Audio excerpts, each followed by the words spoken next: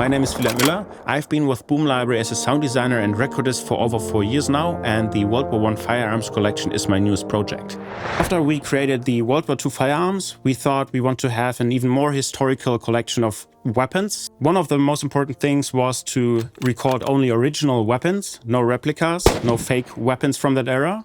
That was one thing, and we also wanted to provide an environment where they can really shine and create the sound needed to support the actual weapons.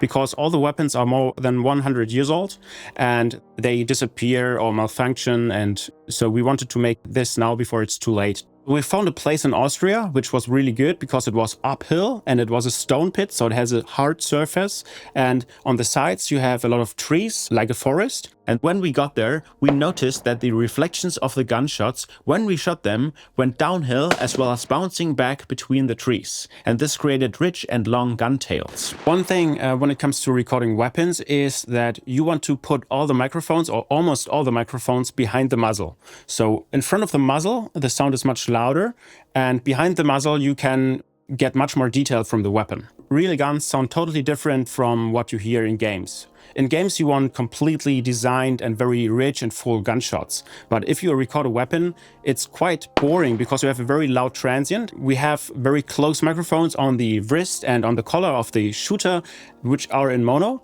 But we also have multiple stereo files such as XY and MS and AB. And also we have ambisonics and ORTF 3D microphones set up for the reflections so that the users can easily create detailed 3D audio.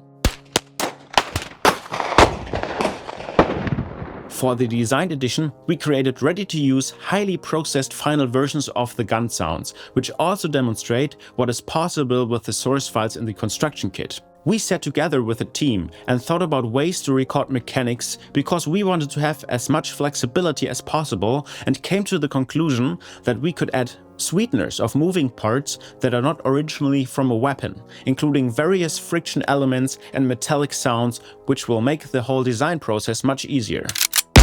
The most obvious projects you can use this library are games and movies, especially from that era, from the First World War, but also just to enrich your sound design for any game and any movie. So you can use the files to create any sound, any gunshot possible, and the mechanics can also be used in totally different projects. Anything that moves or makes mechanic sounds can be designed with our mechanics from the weapons.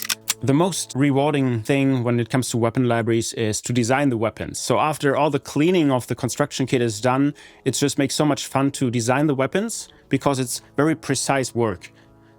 Little timing differences in terms of sound design can completely alter the sound of the gunshot, and when it works and in the end the gunshot design just sounds great, it's very rewarding.